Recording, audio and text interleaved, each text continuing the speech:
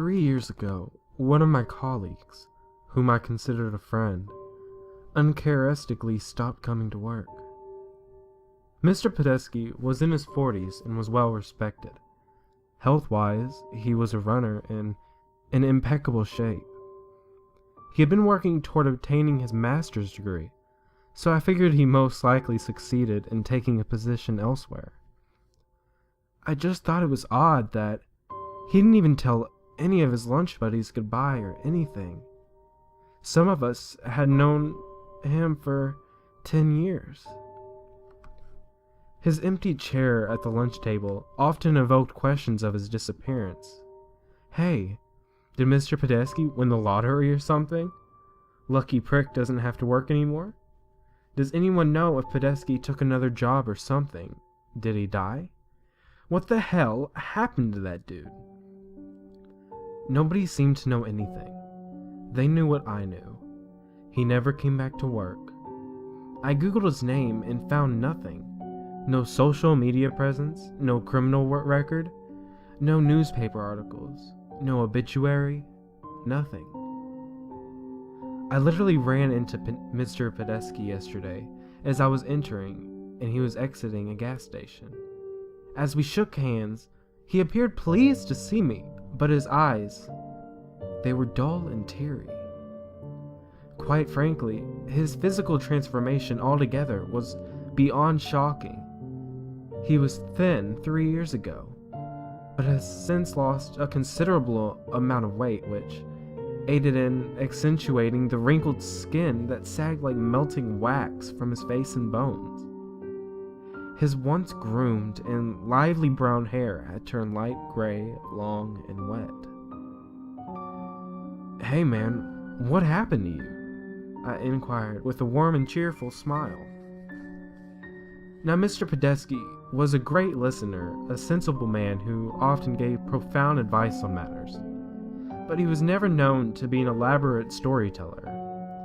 However, what he confessed to me outside of this gas station yesterday had every hair on my body flaring. I haven't been able to think about anything else, and usually, nothing ever affects me. He said, "Brandon, this is gonna sound strange, but it's the horrible truth." I just smiled and shrugged, not really knowing what else to do. There was an indescribable anguish in his tone, and so much pain poured from his face while conveying the following. On the morning of December 4th, 2012, I was taking a shower before work, just like I do every morning. Well, I heard someone pounding on the bathroom door. Brandon, I mean really pounding. I could tell it was my oldest son as he began shouting, "Dad! Dad! Let me in!" I yelled back to him, "Come in, the door shouldn't be locked." I finished as fast as I could, while rinsing the last of the shampoo from my hair. My son's voice echoed repeatedly throughout the bathroom, or maybe just my head. I kept hearing, "Dad! Dad! Let me in! Dad! Dad! Let me in!" I dried off and got partially dressed. I went straight for his bedroom, and there he was, my 16-year-old son, nestled gently underneath his cocoon of covers with his eyes closed. I laughed a little as I said, "You know the door wasn't locked. You could have just come right in." He didn't even stir. I cleared my throat and made my voice more authoritative. "Wake up, son. It's time to get ready for school." He didn't budge. He remained completely still.